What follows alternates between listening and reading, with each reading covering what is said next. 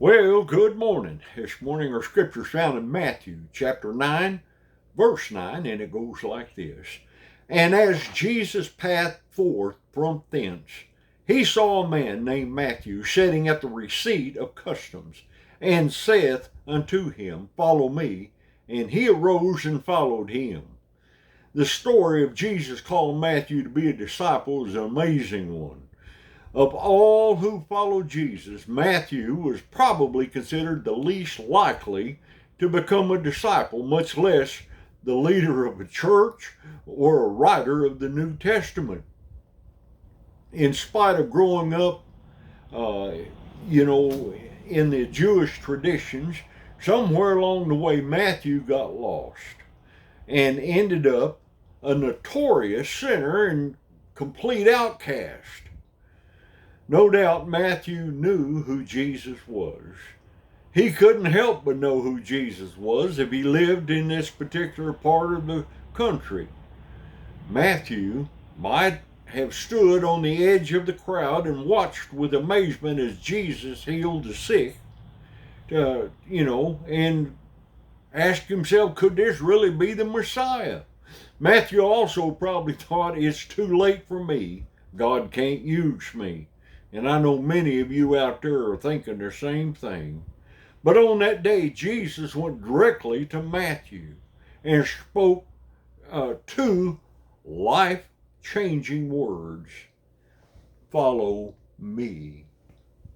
And just instantaneously, and without any debate or consideration, Matthew was drawn to Christ.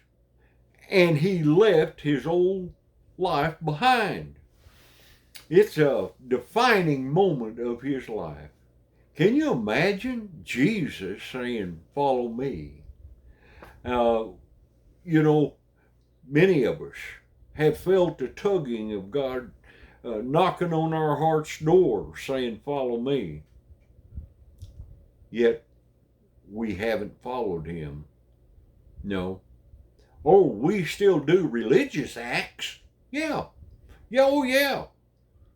But we're not following the Lord. We're not following Jesus.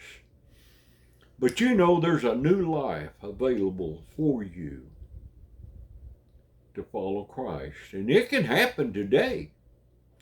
You see, John 3:16 tells us, For God so loved the world that he gave his only begotten Son, that whosoever believeth in him should not perish, but have everlasting life. Yeah. You don't have to die without the Lord. No, all we have to do is invite him in. Be one of his followers. Follow him. Do his commandment. Pray to him. Yes, that's all it takes. Now the rest of the story is we find in John 3:36. Listen to this. He that believeth on the Son hath everlasting life. Everlasting. That's eternal in heaven. That's wonderful. That's something to look forward to. But the last part of that verse says, And he that believeth not on the Son shall not see life, but the wrath of God abideth on him. You see, folks, if we refuse Jesus, we are cast, the Bible tells us, into a lake of fire, into hell, the bottomless pit, for eternity, in anguish and just darkness. Just, you have all your senses and you still feel it and you can't get rid of it and you'll never get out of there for eternity. And that's forever and ever and ever and ever and more. So folks, if the Lord ever knocks at your heart's door, don't refuse him. No, get up and follow him. It's a wonderful life to follow Jesus.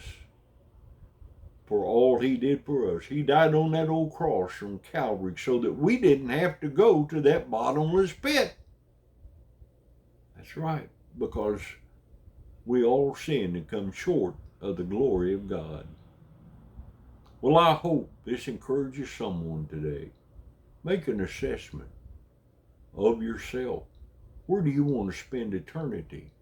Is it going to be heaven with eternal peace?